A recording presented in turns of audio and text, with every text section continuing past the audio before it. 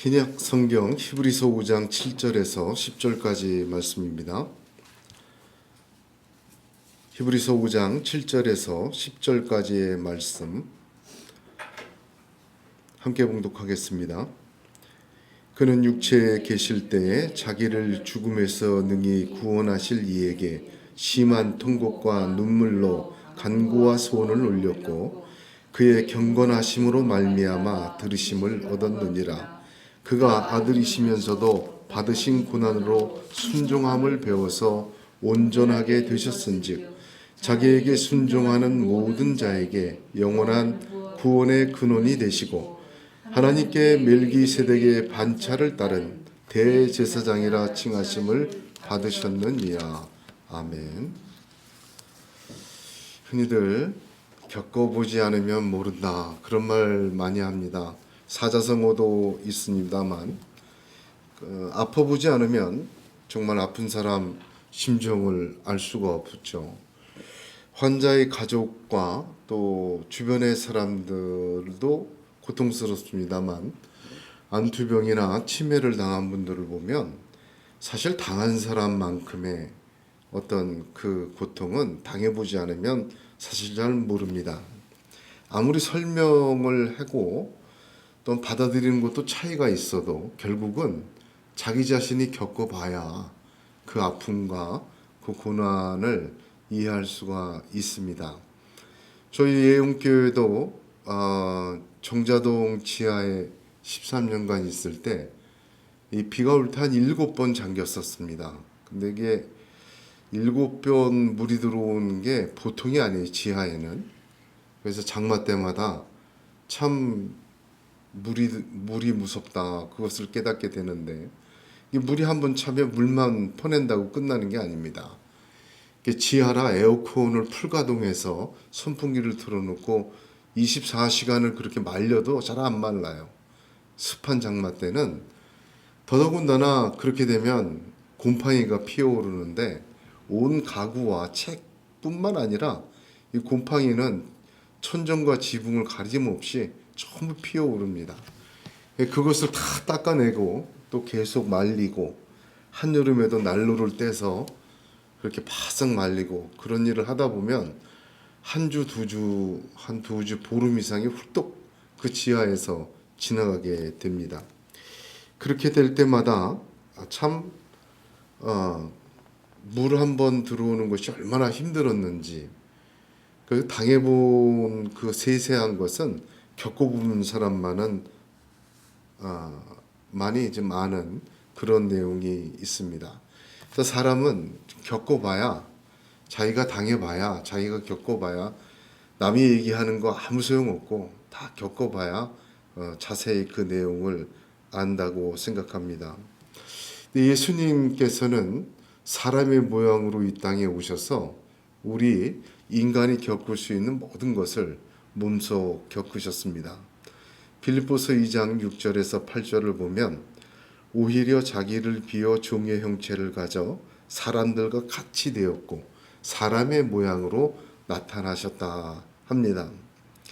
그래서 주님은 육신을 입고 이 땅에 오셨다 이렇게 표현을 하죠.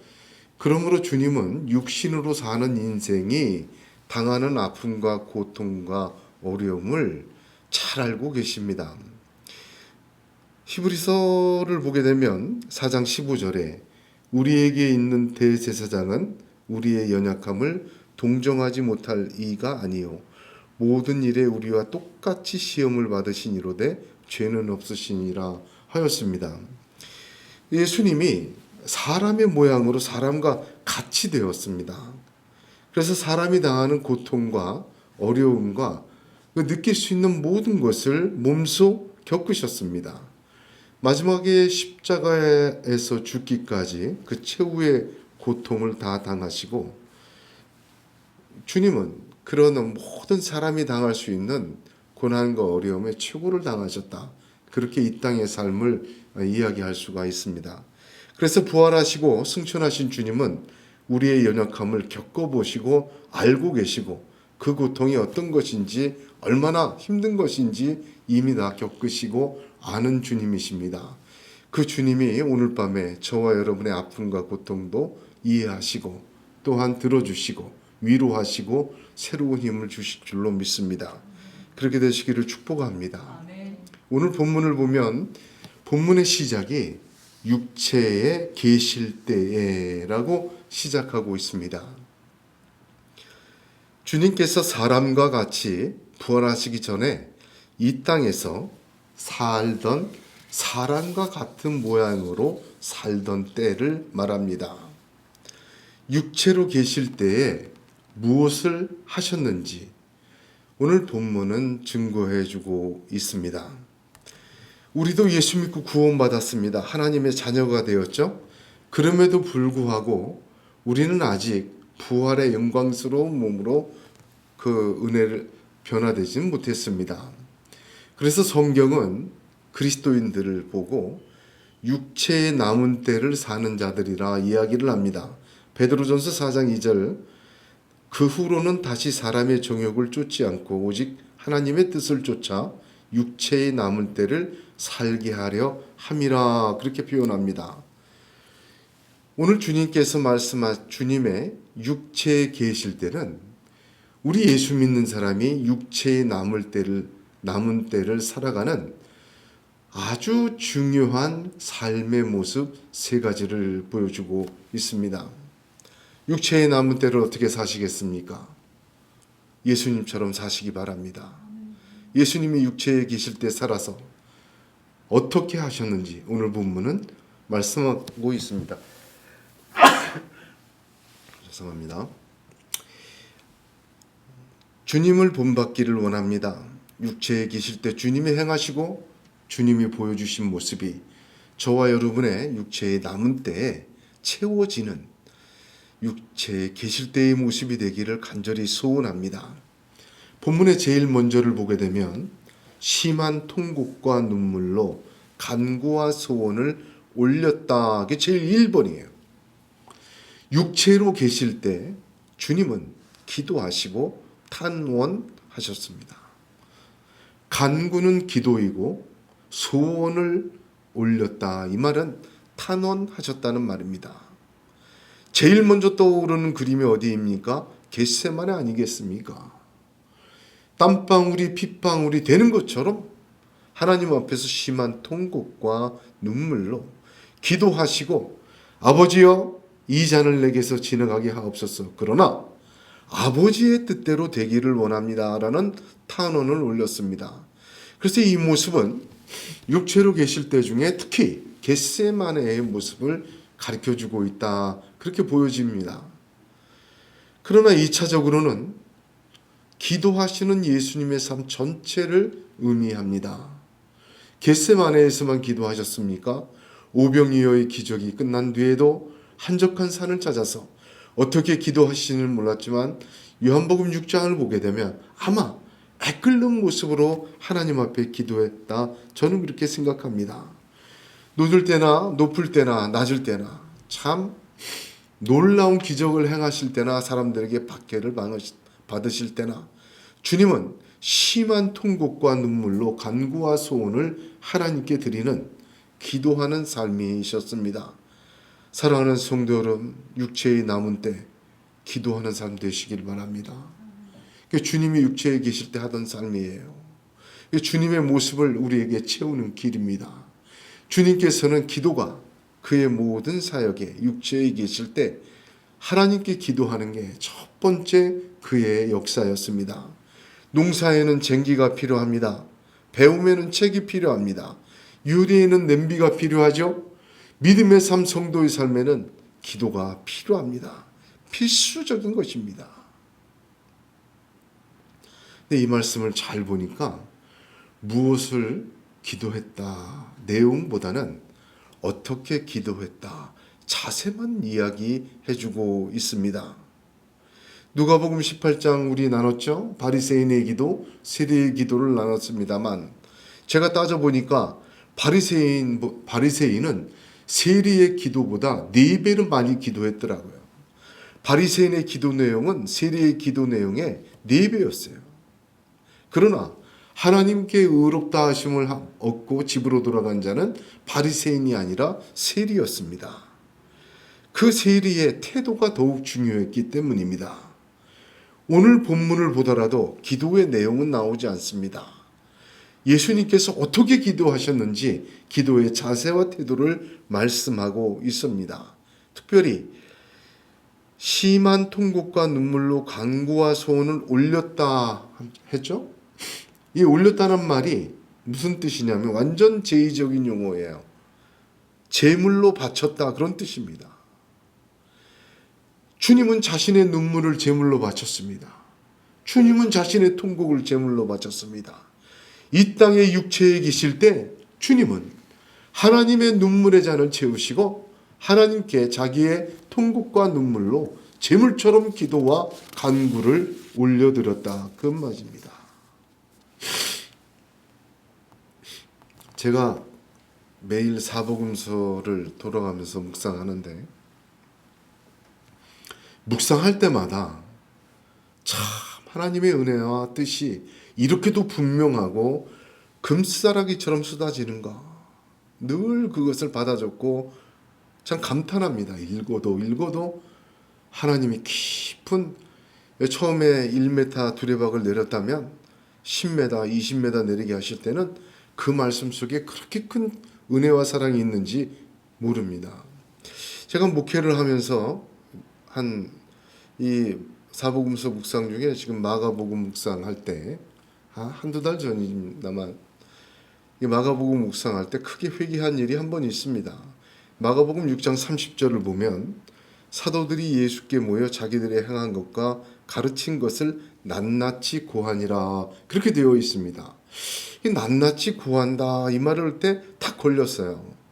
낱낱이라는 단어가 헬라어로 파스인데 전부 무엇이든지 그런 뜻입니다. 그러니까 사도들은 예수님이 계실 때 예수님에게 자신들이 행한 것과 가르친 것을 전부 무엇이든지 다 와서 보고했다 그 말입니다. 제가 가만히 생각하니까 저는 좀 그러지 않은 것 같아요. 무언가 선택을 하고 필요할 때는 기도하였지만 낱낱이는 못한 것 같아서 목자장이신 예수 그리스도께 엎드려 회개하였습니다.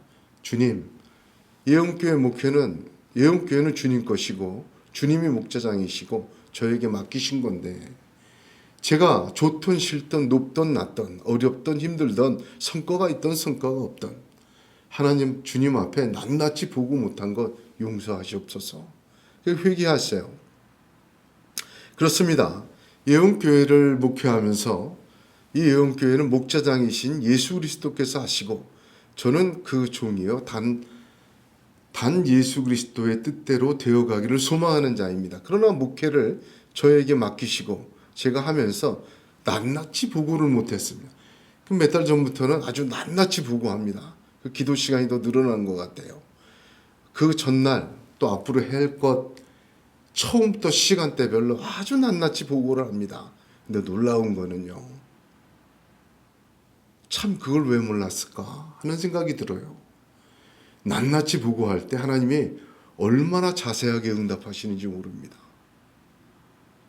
정말 예언교회 목회는 예수님이 하시는 거고 예수님이 목자장이시고 저를 통해서 제가 맡은 거구나. 그래서 더 낱낱이 계속 보고하게 됩니다.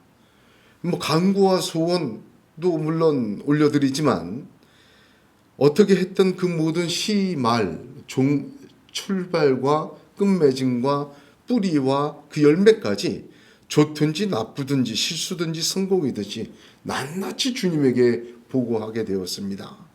날마다 아침에 엎드려 기도할 때 이 보고 시간이 점점 길어져요. 그렇습니다. 주님은 우리의 전부이길 원하시고 우리의 통치자이십니다. 우리 주님은 나의 반석이요 우리의 왕이시요 또한 목자장이십니다. 무언가 간구와 소원이 있어서 드리는 것도 좋습니다만 좋거나 나쁘거나 성공이든 실수이든 살아계신 주님 앞에 낱낱이 말씀드리는 것 필요합니다. 하나님이 낱낱이 응답하시는 것을 만나게 되실 줄로 믿습니다. 비록 내용이 훌륭하고 아니고를 떠나서 우리는 기도하는 자세를, 주님의 자세를 본받고 이 땅에서 우리의 육체의 남은 때를 기도로 채우는 그런 믿음이 되어야 되겠습니다. 특히 기도할 때 오늘 본문 보니까 죽음에서 능히 구원하실 이에게 그렇게 했다 그래요. 이게 대단히 중요한 말입니다. 하나님을 이렇게 표현한 것이에요. 육체에 계실 때 육체의 연약함으로 심한 통곡과 눈물로 간구와 소원을 올렸는데 하나님께서는 능히 죽음에서 구원하실 수 있다. 그 믿음으로 기도했다 이 말입니다. 베드로전서 2장 14, 15절에 자녀들은 혈육에 함께 속하였음에 그도 또한 한 모양으로 혈육에 함께 속하심은 사망으로 말미암아 사망의 세력을 잡은 자 곧 마귀를 없이 하시며 또 죽기를 무서함으로 일생에 매어 종노릇하는 모든 자들을 놓아주려 하심이라 하였습니다. 하나님은 이렇게 죽음에서 우리를 구원하시려고 주님을 사람의 모양으로 보내셨습니다. 사망의 세력을 잡은 마귀를 없이 하시며 죽기를 무서워하여 일생에 종노릇하는 자를 풀어주시는 것입니다. 할렐루야. 비록 죽음에서 능히 구원하실 이에게 간구와 소원을 올리는 것은 바로 이러한 의미입니다. 마귀의 사망의 세력이 없어지고 죽음의 두려움에서 해방되는 능히 구원하실 하나님 앞에 그렇게 기도하는 것입니다. 죽음보다 더한 고통은 없습니다.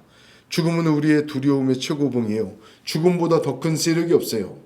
모든 것이 죽으면 끝이 나기 때문에 죽음의 공포는 어떤 병마의 고통이나 실패의 고통보다 최종적이고 최후의 것입니다.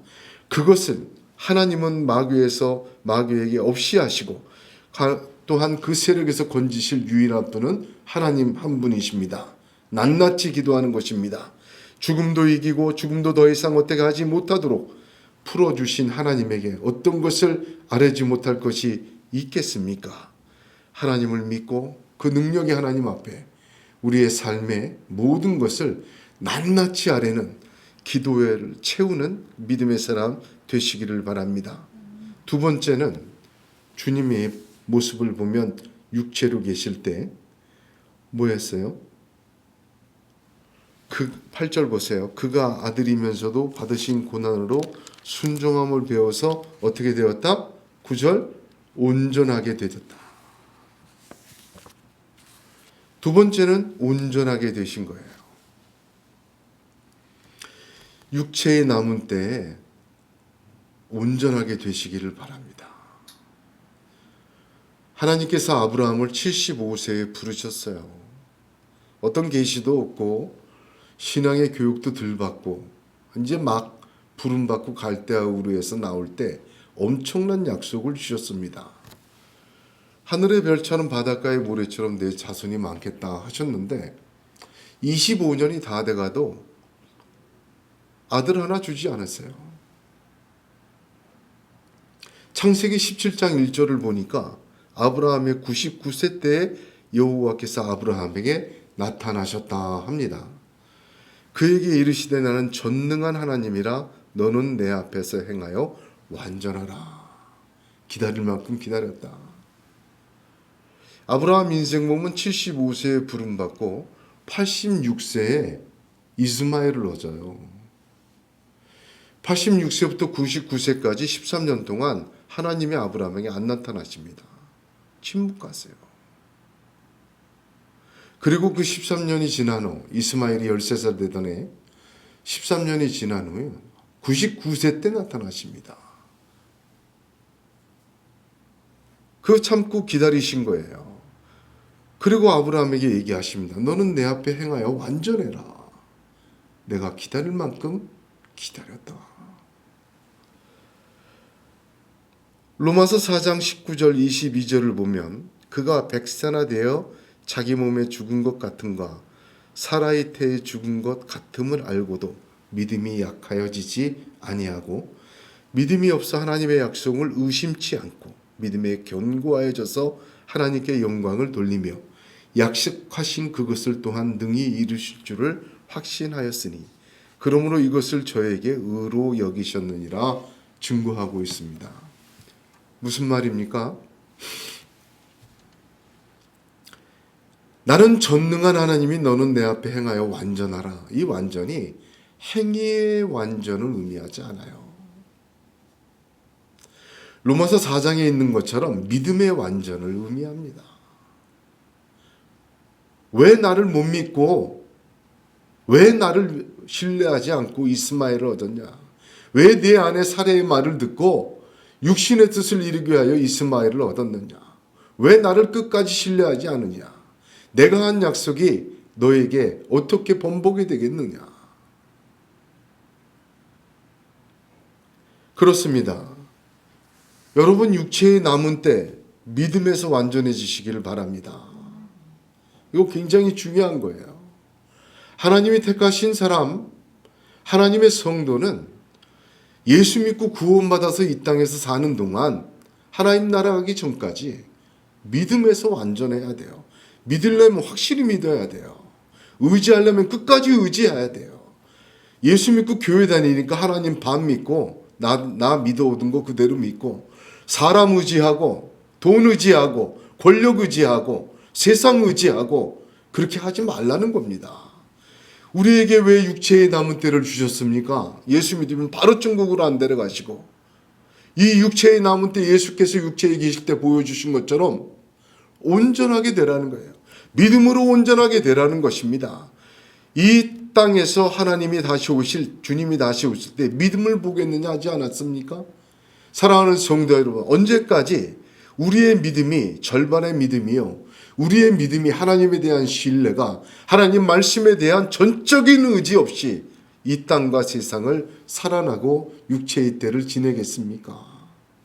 주님이 언제 오실지 알지 못합니다. 주님 만났을 때 부끄러워해야 합니다. 이 남은 시간들, 인생의 남은 시간 전적으로 예수만 의지하고 그 믿음으로 온전케 되는 시간 되시기를 바랍니다. 얼마나 귀중합니까? 지금 문자를 보게 되면 오늘도 저희 노회에서 잠실교회 어떤 장로님 소촌 문자가 와요. 67세 장로님 소촌. 보면 65세, 67세, 70세 이렇게 많이 옵니다. 육체의 남은 때가 얼마나 되는지 모르지만 그 남은 시간 헛되이 보내지 말고 예수님이 육체에 계실 때 온전케 되신 것처럼 믿음으로 온전케, 그 믿음이 온전해지는 전적으로 하나님을 의지하고 사는 삶으로 1년이고 2년이고 살다가 하나님 앞에 서야 될 것 아닙니까?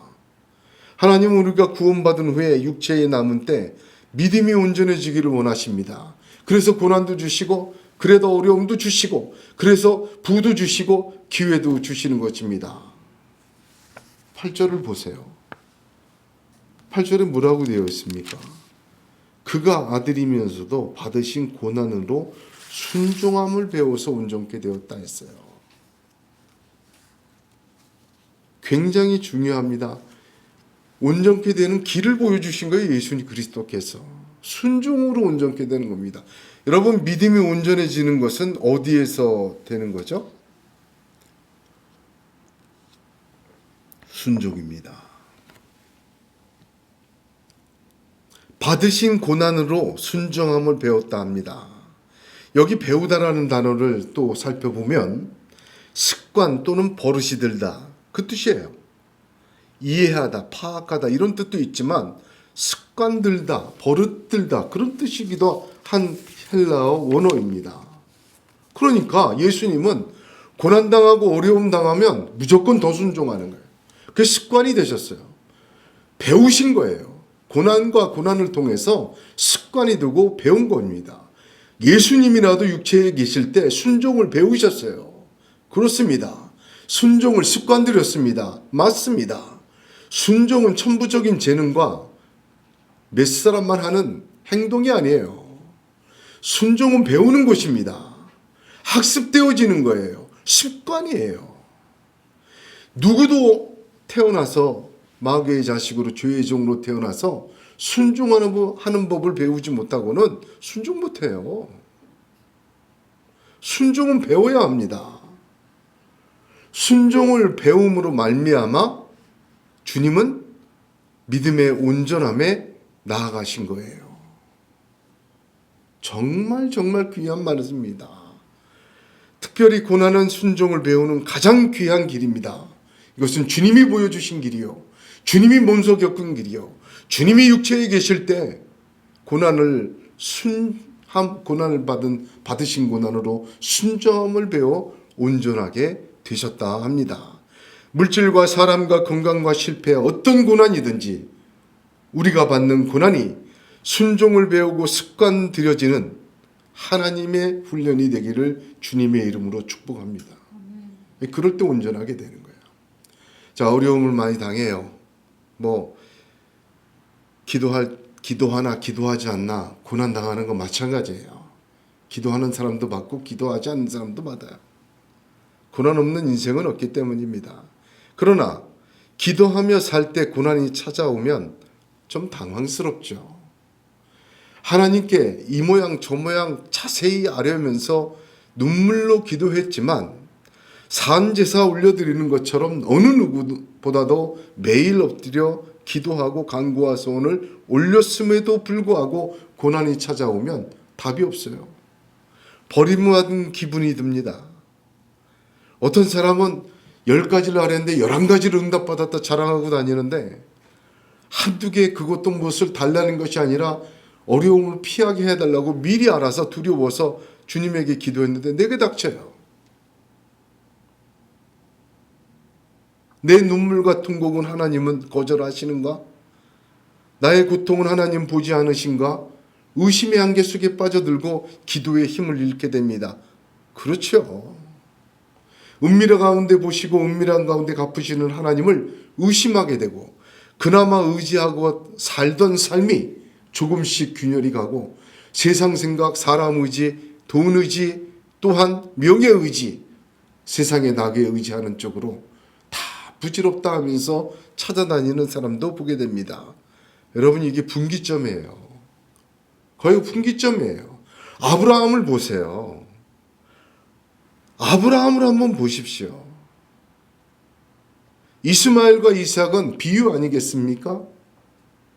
그 분기점에서 아브라함은 그렇게 믿음에 온전하지 못했어요. 하나님이 나타나셔서 하죠. 난 전능한 하나님이야. 너는 내 앞에 네 믿음이 완전해야 돼. 나를 전적으로 의지해야 돼. 그리고 아들 주시는 것 아니겠습니까? 믿어 의심치 말고 기도하시길 바랍니다. 그 고난의 학교는 반드시 하나님이 순종을 배우게 하시고 순종을 버릇들게 하고 순종의 습관이 이르게 되어 믿음의 온전함으로 이끄시는 주님의 손길임을 믿으시길 바랍니다. 하나님은 이 고난의 학교에 믿는 자를 반드시 집어넣습니다. 아브라함의 약속의 자녀들을 늘 입학시키십니다. 한 명도 예외가 없어요. 이 학교는 사관학교처럼 세요. 이 명문학교는 졸업만 하면 하늘나라 위대한 사람들이 다 돼서 졸업하고 배출이 됩니다만 그 과정은 혹독합니다. 그러나 정금같이 나오는 것입니다.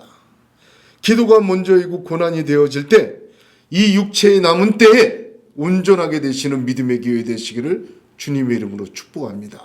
순종의 습관이 돼야 돼요. 여러분, 순종하다 어디까지 순종해야 돼요? 죽기까지 해야죠. 주님이 그러셨는데 나 이만큼 해서도 안 됐어요. 천만에 죽진 않았잖아요. 믿으려면 확실히 믿어야죠. 의지하려면 완전히 의지해야죠. 하나님이 언젠간 우리의 인생에 질문하실 때가 있습니다. 너 왜 20%만 나를 믿고 사냐? 너 왜 30%만 나를 믿고 사냐? 내 지금까지 13년 기다렸지만 20년 기다렸지만 30년 기다렸지만 너 왜 변화가 없냐? 어려움이 당할 때마다 그 고난의 학교 속에서 순종하는 걸 배워서 100%를 채우는 믿음으로 나와야 되는데 왜 그 온전함에 나가지 못하냐?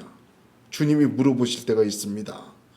오늘 우리의 육체에 남은 때가 믿음으로 온전케 되는 하나님의 은혜 있기를 축복합니다. 세 번째는 오늘 말씀에 보게 되면 9절 후반부에 자기에게 순종하는 모든 자에게 영원한 구원의 근원이 되셨다 합니다. 세 번째는 구원의 근원이 되신 것입니다. 첫 번째 뭐라고 얘기했죠? 첫 번째는 심한 통곡과 눈물로 간구와 소원의 기도를 올렸다. 육체에 남은 때, 육체로 계실 때 하셨던 이 모습 본받아 기도로 채우시길 바라고. 두 번째 뭐였죠? 온전케 되라. 예수 그리스도는 하나님의 아들이라도 고난을 통하여 순종을 배웠어요. 그래서 온전케 됐어요. 완전하게 의지하게 됐다. 우리의 모습을 보여줍니다. 우리 믿음의 시간, 우리 육체의 남은 때를 하나님을 100% 신뢰하고 믿음으로 나아가는 시간 삼아야겠습니다. 마지막 세 번째는 구원의 근거 되시는 겁니다. 저와 여러분 구원의 근거 되어야 합니다. 할렐루야. 주님께서 기도로 남은 육체에 계실 때 사시고 주님께서 이렇게 온전하게 되신 이유가 무엇일까요? 육체로 계실 때 구원의 근거가 되도록 살으셨어요. 저와 여러분의 육체에 남은 때 하나님의 놀라우신 예수 그리스도로 말미암은 구원의 근거가 되는 삶이 되시기를 예수님의 이름으로 축복합니다. 순종하는 모든 자에게 구원의 근원이 되시고 대제사장이라 칭함을 받았다 하셨습니다. 육체에 남은 때 하나님의 대제사장으로 구원의 근원으로 살기를 주님의 이름으로 권면합니다. 그렇습니다. 내가 기도하고 고난 중에도 순종을 배워 완전히 하나님을 신뢰하고 사는 온전케 되면 나만을 위한 것은 아닙니다. 하나님의 뜻을 이 땅에서 이루는 것이요 하나님의 역사를 이루는 통로가 되며 하나님의 구원의 역사를 이루어가는 하나님의 놀라운 역사의 또한 도구가 되는 것입니다. 이런 삶을 통하여 한 사람으로 죄가 세상으로 들어오고 한 사람 예수 그리스도로 생명이 주어진 것처럼 우리가 육체에 남을 때를 주님과 같이 이렇게 믿음으로 살다가 구원의 근원이 되고 그 한 사람 한 사람으로 하나님은 놀라운 생명의 역사를 이 땅에 이루어 가실 줄로 믿습니다. 아브라함이 포로로 잡혀갔습니다. 아브라함이 포로로 잡혀간 소돔과 롯을 구하였습니다. 그 소돔과 롯을 구해왔음에도 불구하고 소돔 왕 또 롯은 그 자리를 떠나지 못하고 회개를 못했어요. 하나님의 천사들이 임하여서 심판을 예고하였을 때 아브라함은 중보하며 의인 10명까지 간구하며 구원의 근원이 되었습니다. 창세기 19장 29절을 보면 하나님이 들의 성들을 멸하실 때 곧 롯에 거하는 성을 엎으실 때 아브라함을 생각하사 롯을 그 엎으시는 중에서 내어 보내셨더라. 구원의 근원이 됐어요. 롯에게는. 창세기 8장도 보십시오. 1절에 하나님이 노아와 그에 함께 방주에 있는 모든 들짐승과 육축을 권념하사 바람으로 땅 위에 불게 하심에 물이 감하였고 홍수로 세상을 뒤덮은 물도 방주 안에 있는 사람을 생각해서 감하게 하시고 또한 사라지게 하시고 바람을 불게 하신 것입니다. 최후의 심판 때도 마찬가지입니다. 마가복음 13장 20절에 만일 주께서 그날들을 감하지 아니하셨다면 모든 육체가 구원을 얻지 못할 것이오늘 자기의 택하신 백성을 위하여 그 날들을 감하셨다 합니다. 택하신 자를 위해 그 환난의 때를 감하셨어요. 다른 사람은 하나님 눈에 들어오지 않습니다. 구원의 근원 되시기를 바랍니다. 그런 구원의 근원으로 육체의 남은 때를 살아가는 하나님 눈에 들어오는 참으로 귀한 인생 되시기를 축복합니다. 세 가지입니다. 예수님께서는 육체에 계실 때 이렇게 사심으로 육체의 남은 때를 이렇게 사는 길을 보여주시고 또한 친히 모범을 보여주셨습니다. 하나님을 전적으로 의지하며 기도하시기를 바랍니다. 믿음에 있어서 온전해지시길 바랍니다. 60% 70%라면 이제 100% 돼야 돼요. 고난을 통하여 순종을 배워 그렇게 만드시는 하나님이십니다. 또한 구원의 근원으로 육체의 남은 때를 사시기 바랍니다. 육체의 남은 때가 우리 예수 그리스도의 육체에 계실 때처럼 채워짐으로 영광의 주님 다시 만날 때 우리의 이 땅에서의 인생 잘했다 칭찬받고 영광의 면류관 받는 저와 여러분 다 되기를 우리 주님의 이름으로 축복합니다. 기도하겠습니다.